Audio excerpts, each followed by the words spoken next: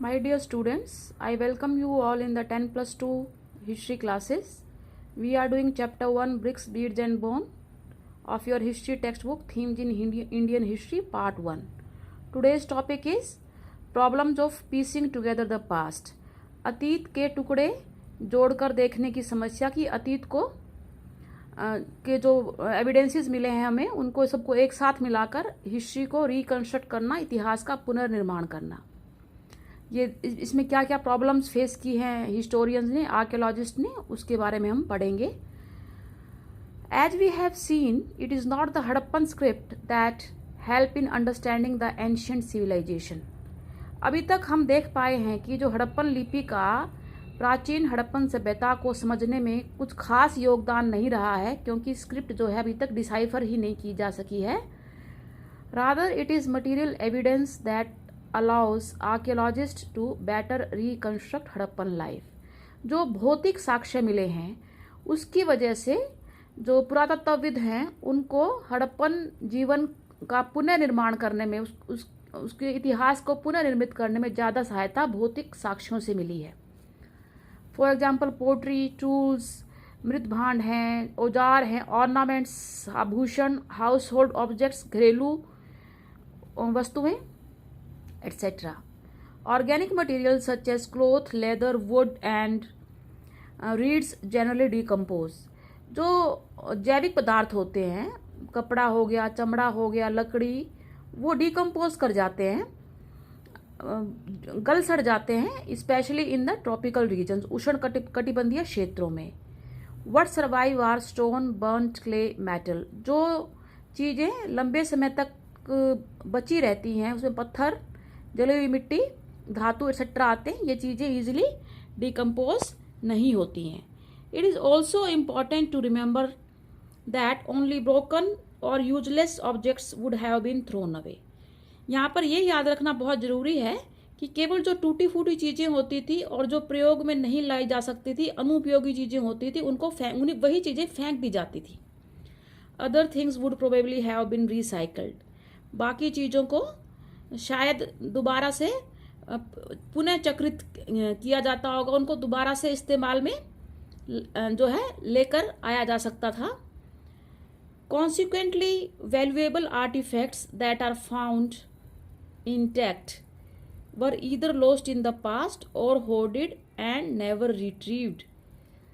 तो इसकी वजह से क्या रिजल्ट मिलता है हमें, क्या परिणाम हमें कंक्लूजन मिलता है कि जो भी बेशकीमती, जो भी बहुमूल्य पुरावस्तुएं हमको मिली हैं, इंटैक्ट मिली हैं, एज इट इज़ मिली हैं, बिल्कुल सही अवस्था में मिली हैं, या तो वो अतीत में खो गई थी या उनको होड़ कर लिया गया हो और फिर कभी दोबारा से वापस ना मिला हो, उनको संचित कर लिया हो और कभी फिर से वो रिट्रीव उनको वापस ना मिली हो वो। In other words such finds are accidental rather than typical.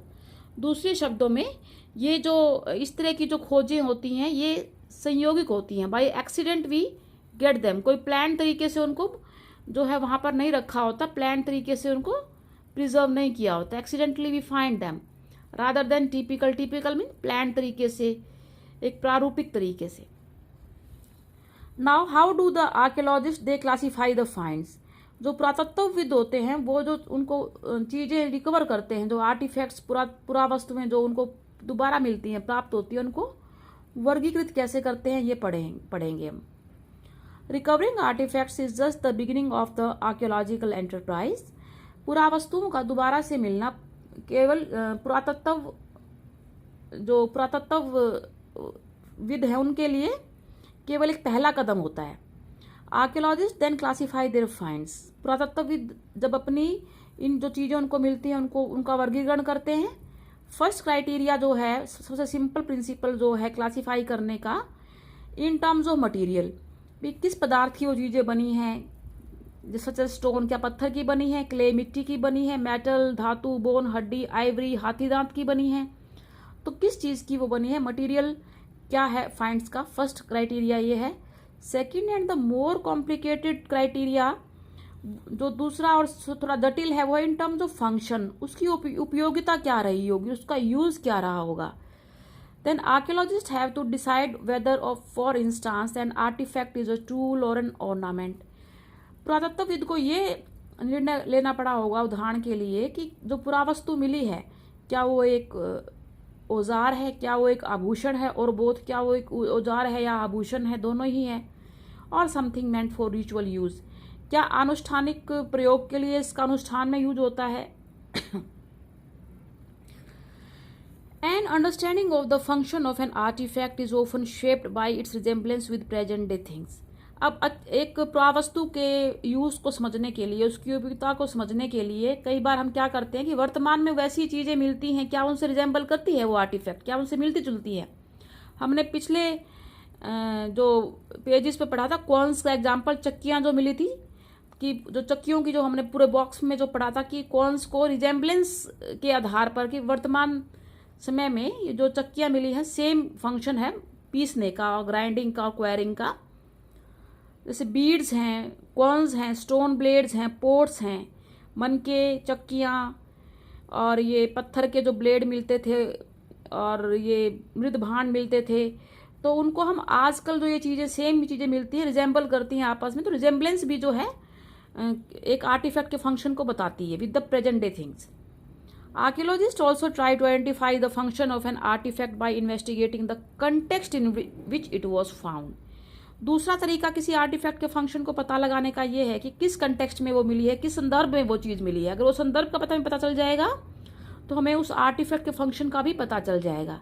Was it found in a house, क्या वे किसी घर में मिली है, इन अ ड्रेन किसी नाले में मिली है, इन अ ग्रेव किसी कब्र में मिली है, इन अ किल्न या किसी भट्टे में मिली है। Sometimes archaeologists they have to take recourse to indirect evidence. कभी कभी अप्रत्यक्ष साक्ष्यों का भी इस्तेमाल पुरातत्वविदों द्वारा किया जाता है।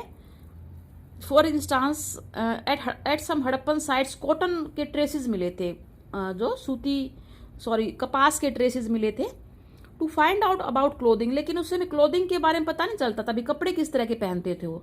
For that archaeologist have to depend on the indirect evidence including depiction in the sculpture. उसके लिए आर्कियोलॉजिस्ट को स्कल्पचर्स जो मूर्तियां मिली हैं वहां पर किस तरह की क्लोथिंग दिखाई जाती है उस पर डिपेंड करना पड़ता है, जो कि एक अप्रत्यक्ष साक्ष्य है, एक इनडायरेक्ट एविडेंस है।